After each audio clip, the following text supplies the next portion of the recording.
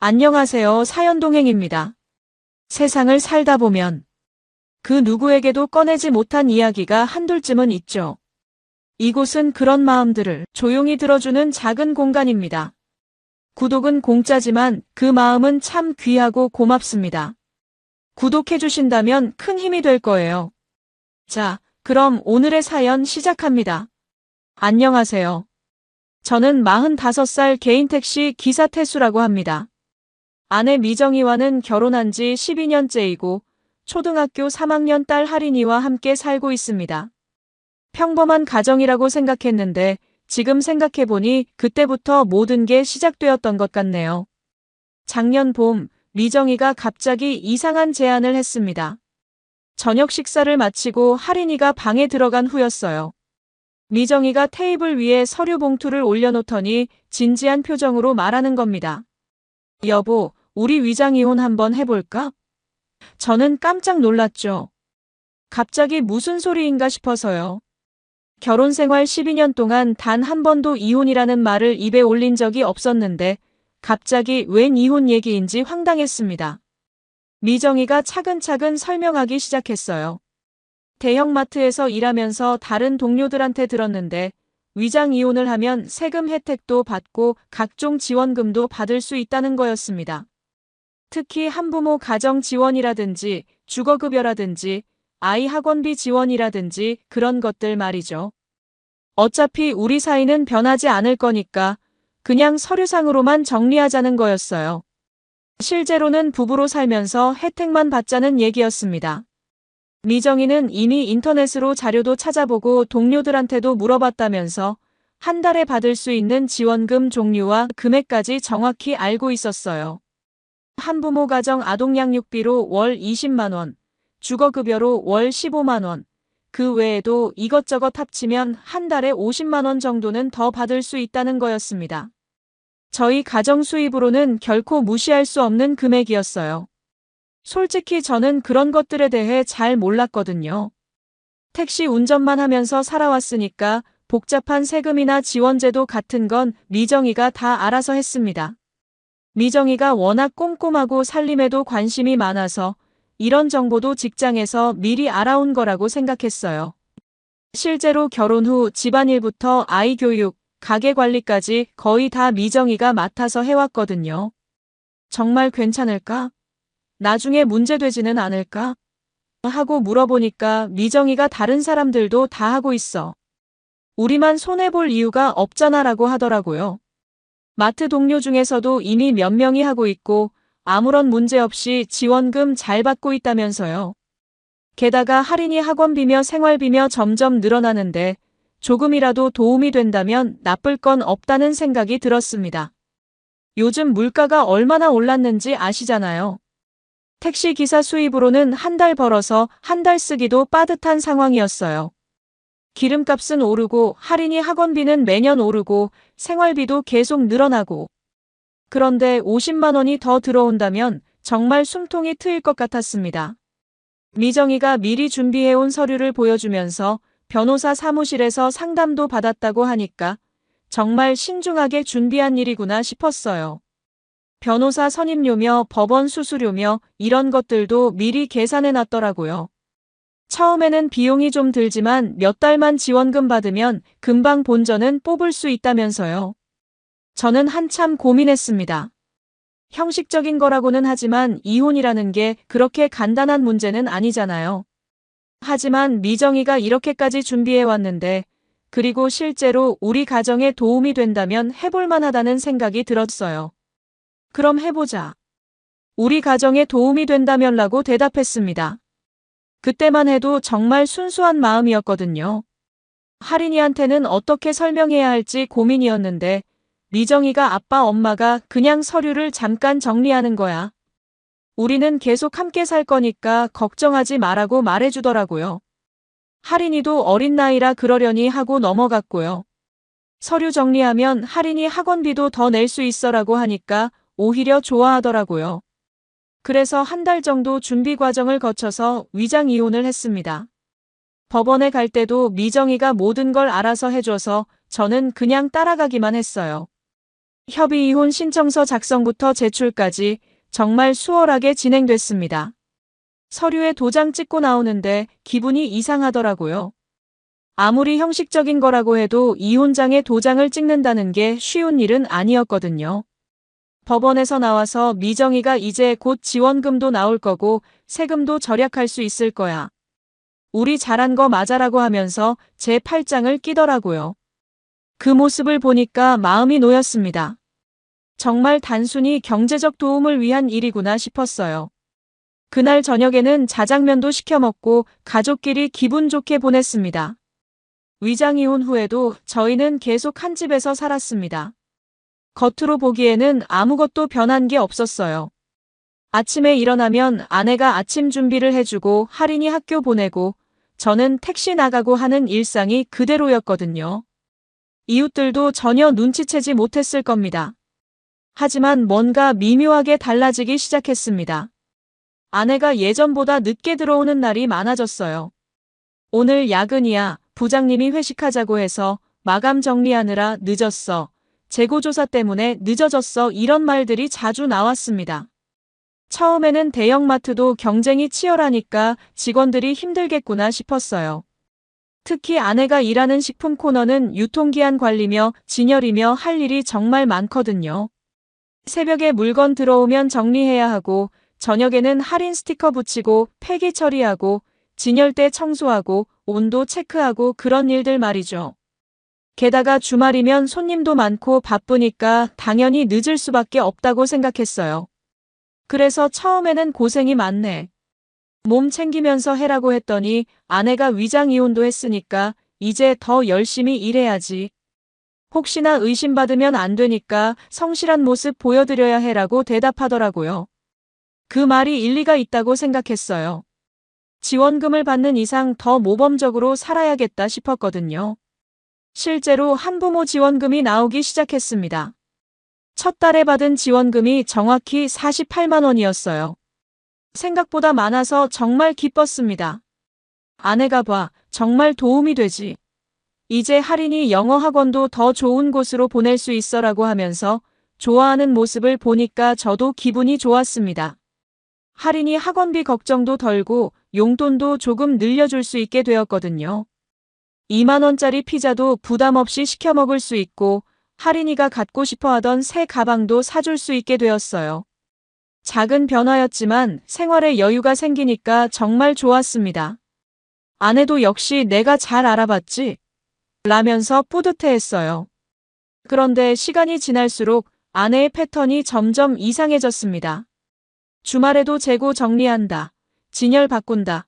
본사에서 점검 나온다면서 나가는 일이 많아지고 전화를 해도 지금 바빠 나중에 할게라고 하면서 급하게 끊는 경우가 늘었어요. 예전 같으면 점심시간에라도 안부 전화를 주고받았는데 그런 것들이 완전히 사라졌습니다. 한 번은 요즘 왜 이렇게 바빠졌어? 라고 물어봤더니 위장 이혼했으니까 더 열심히 해야 해. 혹시나 조사 나오면 어떻게 해라고 하더라고요. 그것도 맞는 말 같아서 더 이상 묻지 않았어요. 오히려 아내가 그렇게 책임감 있게 일하는 게 기특하다고 생각했습니다. 하지만 아내의 변화는 거기서 끝나지 않았어요. 집에서도 핸드폰을 볼 때 화면을 저한테 안 보이게 가리거나 전화가 와도 다른 방으로 가서 받는 일이 많아졌습니다. 누구 전화야? 라고 물어보면 직장 동료, 부장님, 협력업체 이런 대답만 했어요. 한 번은 할인이가 엄마가 요즘 왜 이렇게 늦게 들어와? 숙제 봐달라고 해도 피곤하다고 하고라고 불평하더라고요. 아이도 느끼고 있었던 거죠. 저는 엄마가 일이 많아져서 그래. 우리 할인이 학원비도 벌어주시는 거니까 조금만 참자고 달랬습니다. 할인이가 고개를 끄덕이면서도 아쉬운 표정을 지으니까 마음이 아팠어요. 아내한테 너무 무리하지 말고 가족 시간도 좀 가져. 할인이도 엄마가 보고 싶어 해라고 했더니 지금이 중요한 시기야. 식품 코너에서 실적을 올려야 승진도 될 수 있고 그러면 수당도 더 받을 수 있어. 조금만 참아라고 하더라고요.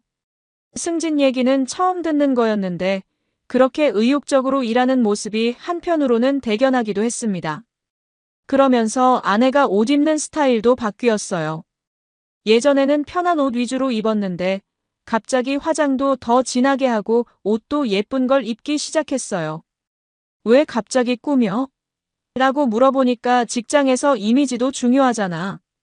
승진하려면 단정하게 입어야지라고 하더라고요.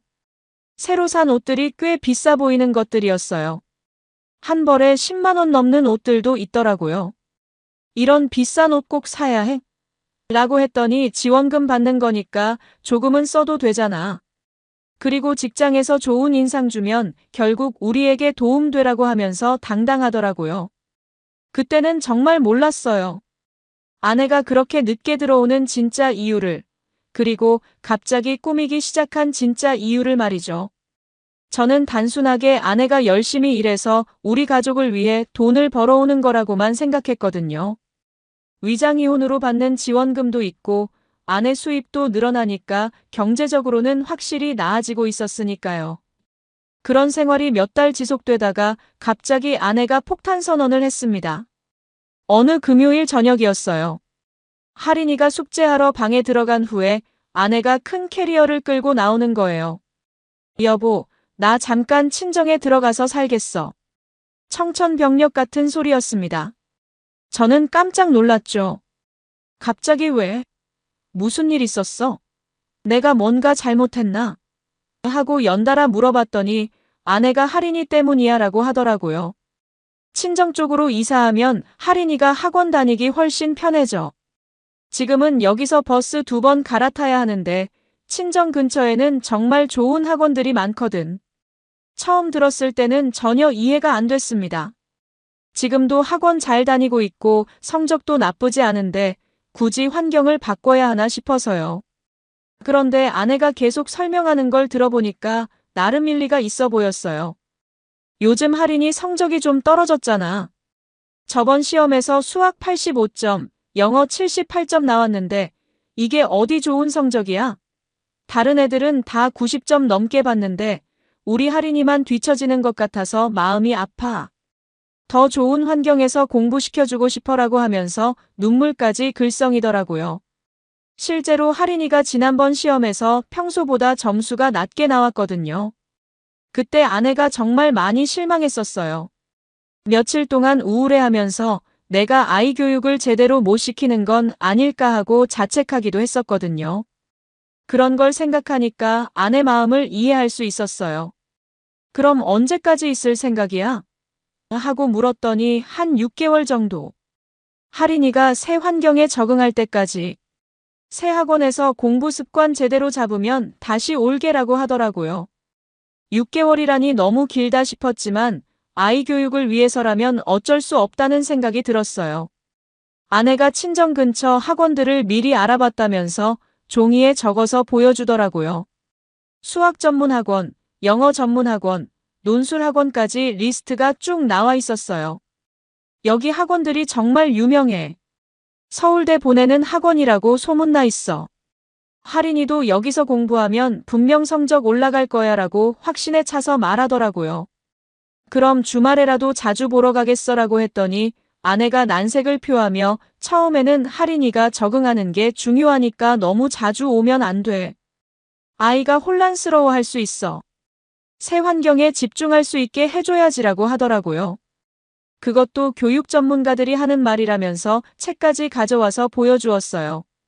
할인이한테 어떻게 설명해야 할지 막막했는데 아내가 먼저 아이를 불러서 할인아, 엄마랑 할머니 집에 가서 살 거야. 더 좋은 학원에서 공부할 수 있어. 성적 올리자라고 말해주더라고요. 할인이가 처음에는 아빠도 같이 가면 안 돼? 라고 물어봐서 가슴이 아팠어요. 저는 아빠는 여기서 택시 일해야 해. 주말에 꼭 보러 갈게. 할인이가 공부 열심히 해서 100점 맞으면 용돈도 많이 줄게라고 달랬습니다. 할인이가 할머니를 워낙 좋아하거든요. 할머니가 맛있는 거 많이 해줄 거야 라고 하니까 조금 좋아하는 것 같았어요.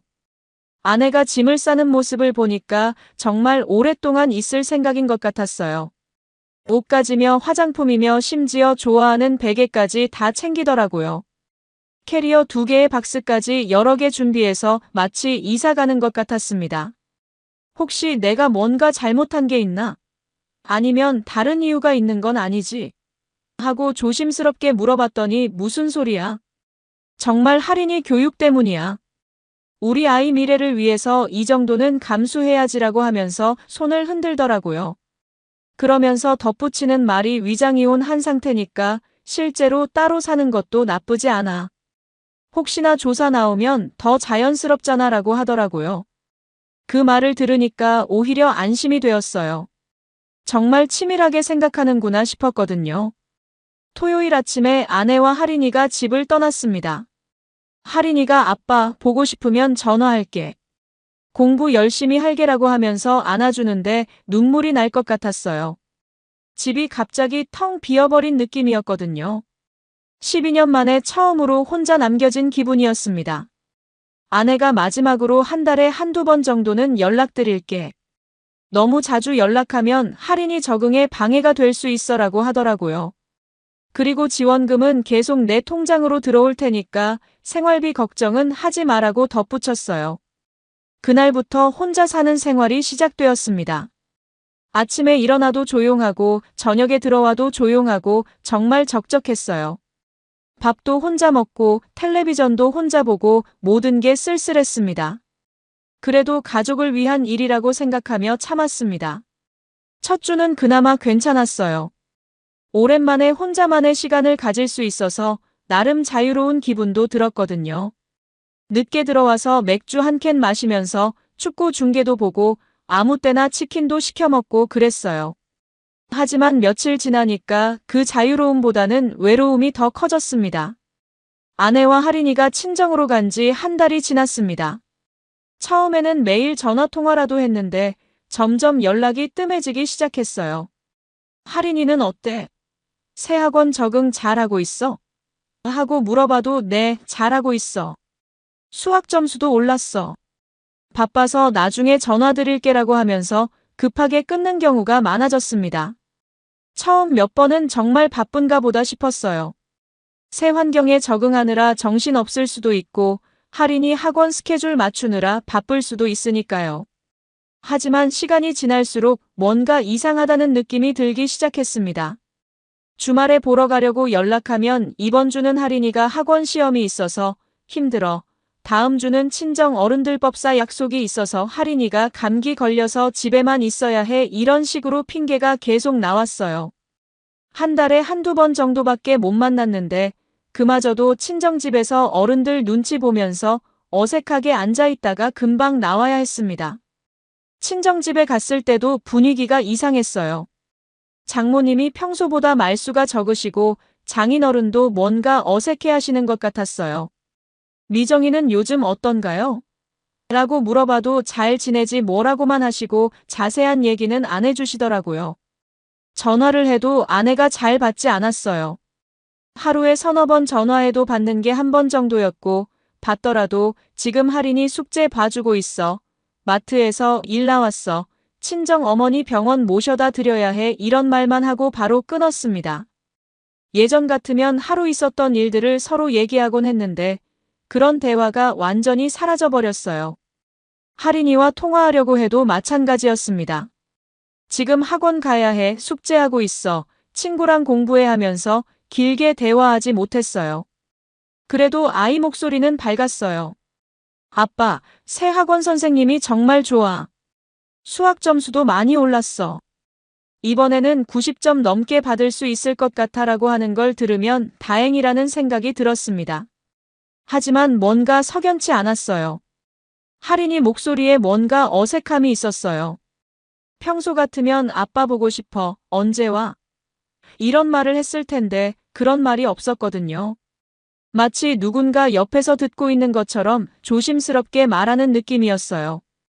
어느 날은 친정 번호로 직접 전화해봤어요. 장모님이 받으셔서 미정이 집에 있어요? 라고 했더니 아, 미정이 잠깐 나갔어라고 하시더라고요. 그런데 목소리가 평소와 달리 어색했어요. 뭔가 당황하신 것 같은 느낌이었습니다. 언제 들어와요? 라고 물어봤더니 글쎄, 늦을 것 같은데 라고 하시면서 얼른 끊어버리시더라고요. 택시 일을 하면서도 계속 신경이 쓰였어요. 손님들 태우고 다니면서도 자꾸 아내 생각이 났습니다. 내가 너무 예민한 건가? 아니면 정말 뭔가 문제가 있는 건가? 하는 의문이 계속 들었어요. 밤에 혼자 있을 때면 이런 생각들이 더 심해졌습니다. 한 번은 아내 마트에 전화해 봤습니다.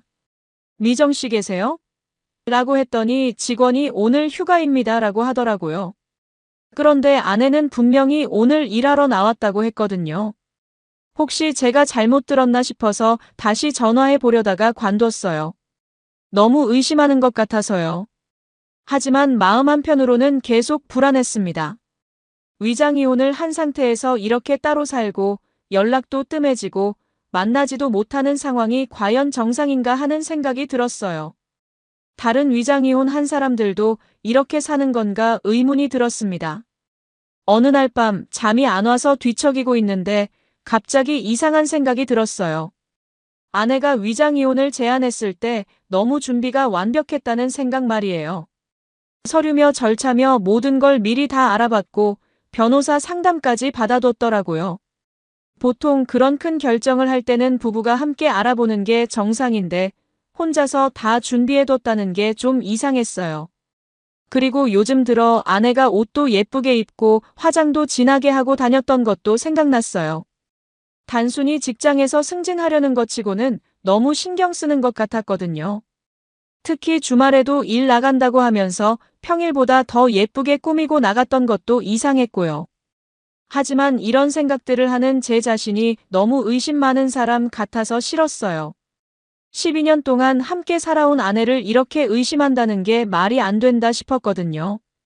그래서 이런 생각들을 애써 떨쳐내려고 했습니다. 그렇게 불안한 마음으로 지내던 어느 주말이었습니다. 토요일 오후에 택시 영업을 나갔는데 웨딩홀이 많은 지역으로 손님을 모시게 되었어요.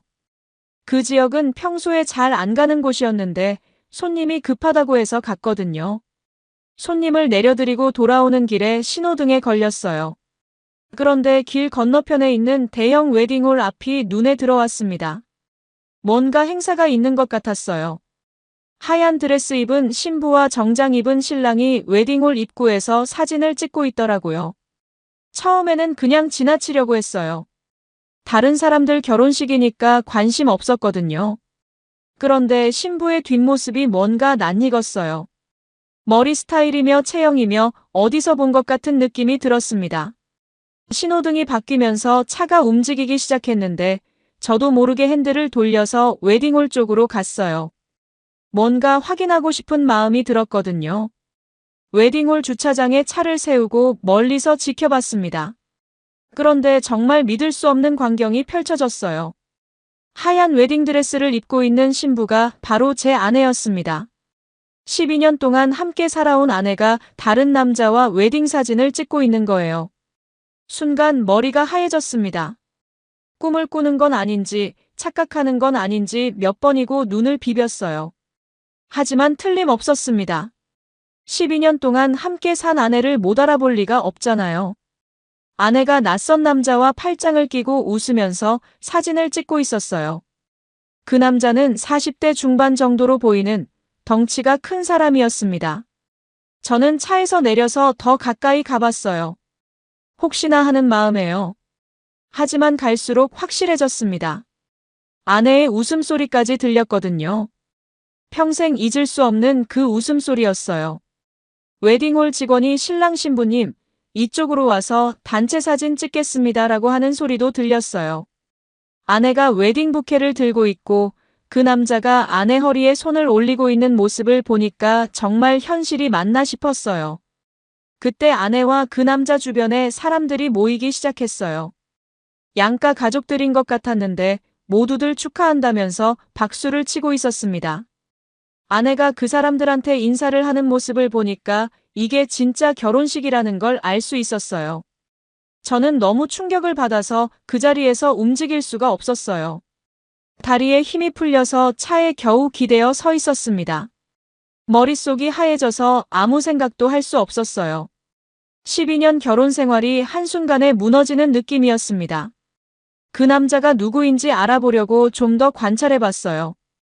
아내와 함께 웨딩홀로 들어가는 모습을 보니까 체격도 좋고 옷도 비싸 보이는 정장을 입고 있었습니다. 손목에 비싼 시계도 차고 있더라고요. 웨딩홀 입구에 신랑 신부 이름이 적힌 안내판이 있었어요. 거기에 신랑 이름이 이철민이라고 적혀 있었습니다. 처음 들어보는 이름이었어요. 신부 이름은 김미정이라고 적혀 있었는데 제 아내 이름 그대로였습니다. 저는 그 자리에서 한참을 서 있었어요.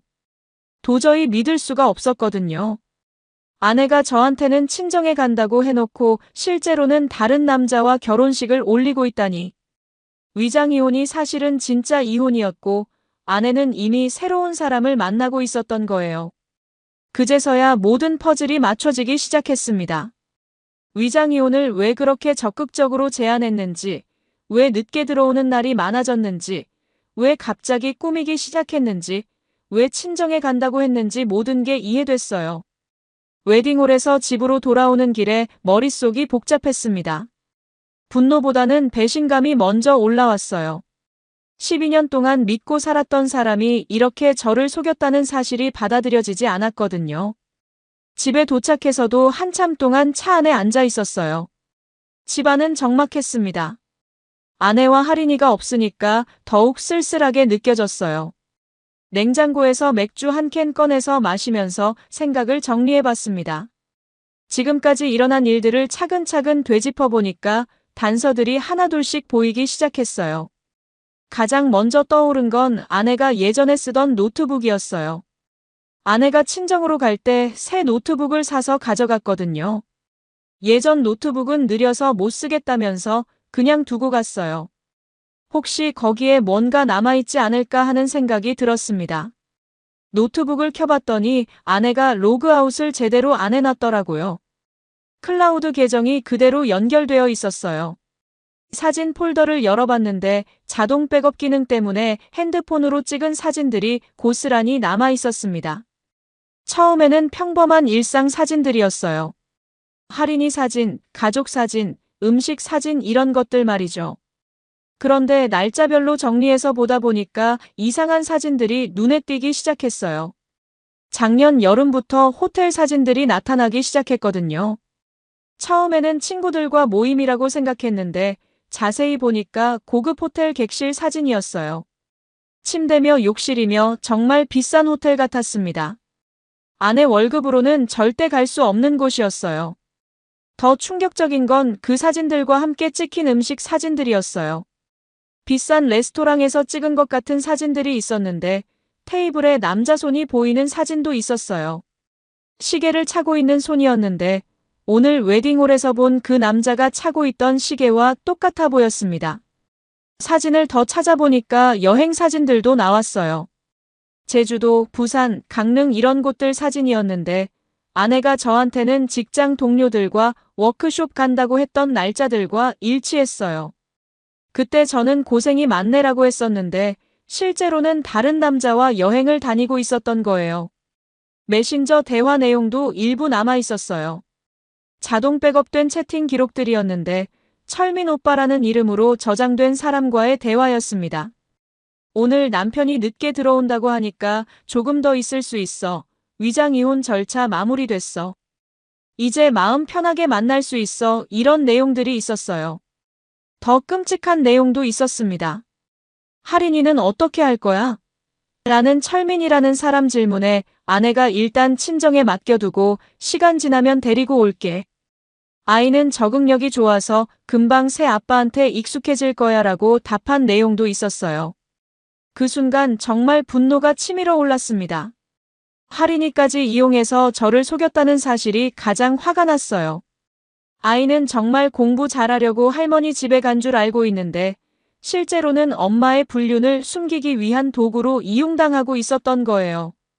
더 찾아보니까 그 철민이라는 사람이 누구인지도 알 수 있었어요. 아내가 일하는 마트 협력업체 물류센터 소장이었습니다.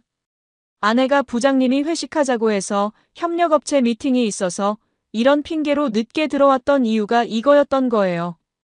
대화 내용을 더 보니까 둘이 만난 지 1년이 넘었더라고요.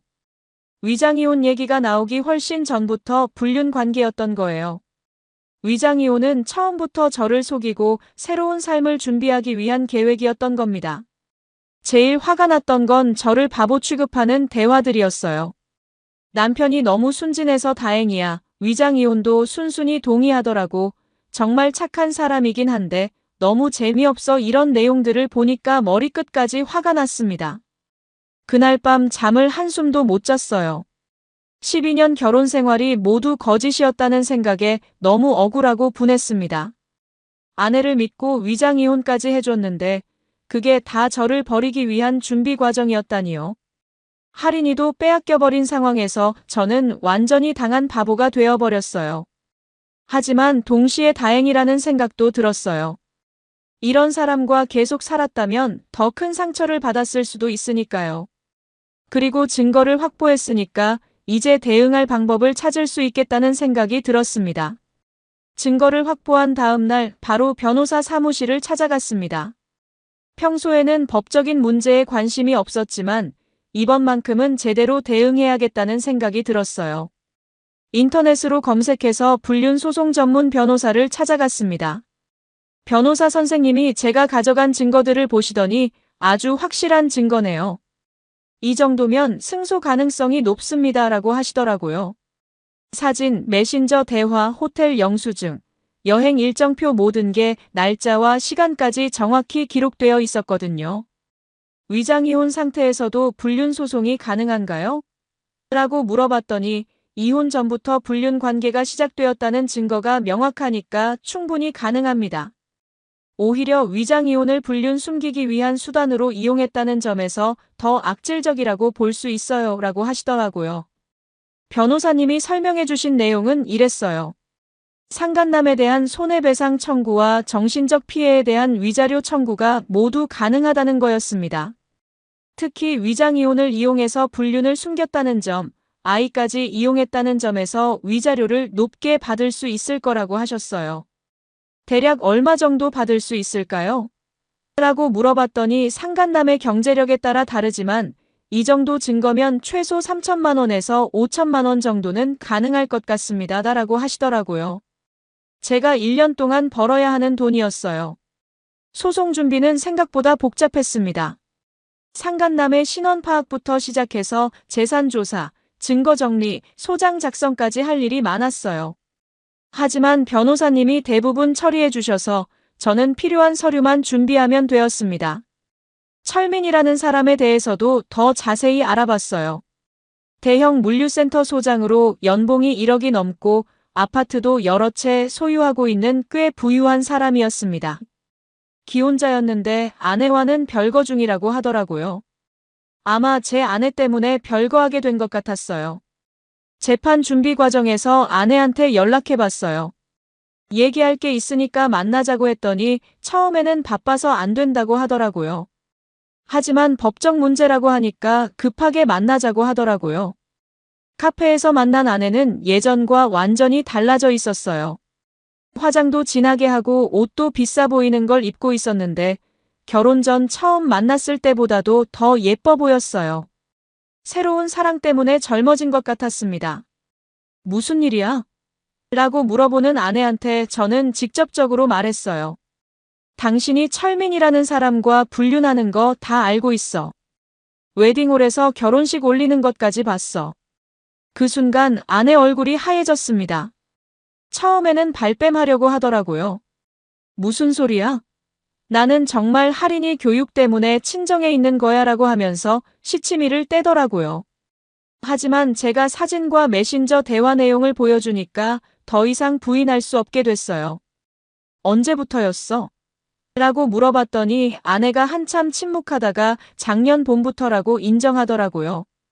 위장이혼 얘기를 꺼내기 몇 달 전부터였던 거예요. 왜 그랬어? 12년 동안 뭐가 그렇게 불만이었어? 라고 물어봤더니 눈물을 흘리면서 미안해라고만 하더라고요. 하지만 저는 미안하다는 말로 넘어갈 수 없었어요. 할인이는 어떻게 할 거야? 아이가 뭘 잘못했다고 이렇게 이용해? 라고 따졌더니 할인이는 내가 키울게. 새아빠도 할인이를 좋아해라고 하더라고요. 그 말을 듣는 순간 정말 화가 머리끝까지 났어요. 새아빠라고? 할인이한테는 아빠가 나 하나뿐이야. 그리고 당신이 불륜을 저질러 놓고 아이까지 빼앗아 가려고 해. 라고 소리쳤습니다. 카페에 있던 다른 손님들이 다 쳐다봤어요. 아내가 목소리 좀 낮춰. 사람들이 다 봐라고 하더라고요. 그래서 저는 이제 와서 체면 차리려고 해. 당신이 한 짓을 생각하면 이 정도도 양반이야 라고 했습니다. 그럼 어떻게 하자는 거야? 라고 물어보는 아내한테 상간남 상대로 소송 걸겠어. 증거도 다 있고 변호사도 선임했어 라고 말했어요. 그러자 아내가 깜짝 놀라면서 소송이라고? 그럴 필요까지 있어? 라고 하더라고요. 필요하고 말고. 12년 결혼 생활을 이렇게 끝낼 수는 없어. 위자료도 받을 거고 할인이 양육권도 찾을 거야 라고 했더니 아내가 당황하기 시작했어요. 제발 그러지 마. 조용히 정리해라고 애원하더라고요. 하지만 저는 마음을 굳혔어요. 이미 변호사한테 맡겼어. 당신이 나한테 한 짓을 생각하면 이 정도는 당연히 받아야지라고 했습니다. 아내가 울면서 나가더라고요. 그 다음 주부터 본격적인 법정 싸움이 시작됐습니다. 철민이라는 사람도 변호사를 선임했지만 증거가 너무 명확해서 별로 할 말이 없었어요. 재판정에서 아내와 철민을 직접 마주했을 때는 정말 기분이 이상했어요. 아내는 재판에서도 이미 서류상으로는 남남이었으니까 불륜이 아니다라고 주장했어요. 하지만 불륜 관계가 위장이혼 전부터 시작되었다는 증거들이 너무 명확했거든요. 판사님도 위장이혼을 불륜 은폐 수단으로 이용한 악질적인 사례라고 하시더라고요. 철민이라는 사람은 재판에서 진심으로 사랑한 것이었다면서 변명했지만 기혼 여성과 불륜을 저지른 사실은 변하지 않았어요. 특히 위장이혼을 부추기고 아이까지 이용한 점에서 죄질이 나쁘다고 판단됐습니다. 3개월간의 재판 끝에 결과가 나왔어요. 철민에게 위자료 4,500만 원을 지급하라는 판결이 나왔습니다. 제가 예상했던 것보다도 큰 금액이었어요.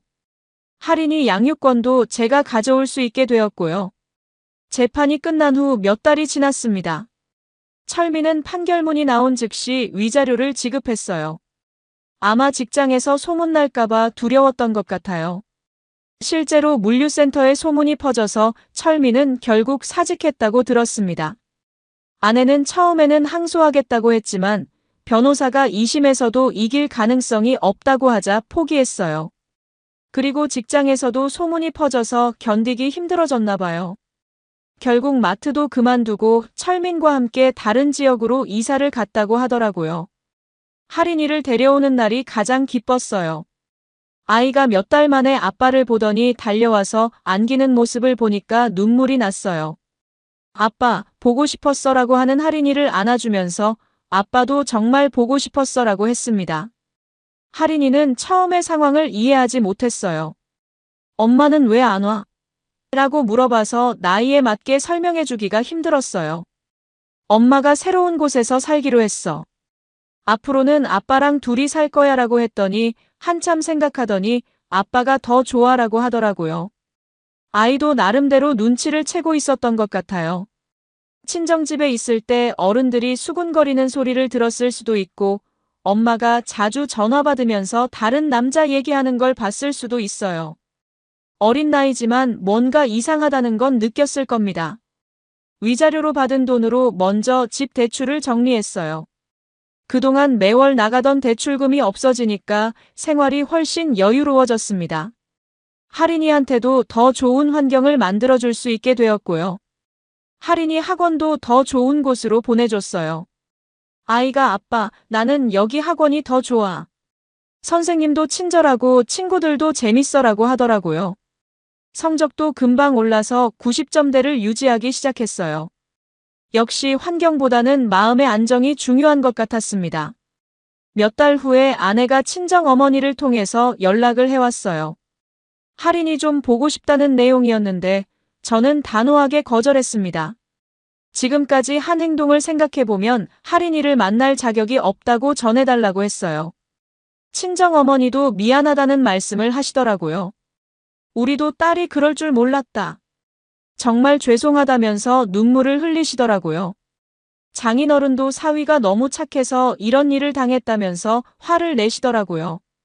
시간이 지나면서 아내와 철민의 근황도 들려왔어요. 둘이 결혼은 했지만 생각만큼 행복하지 않다고 하더라고요. 철민이 직장을 잃고 경제적으로 어려워지니까 갈등이 많아졌다는 거예요. 아내도 새 직장을 구하지 못해서 힘들어한다고 들었습니다.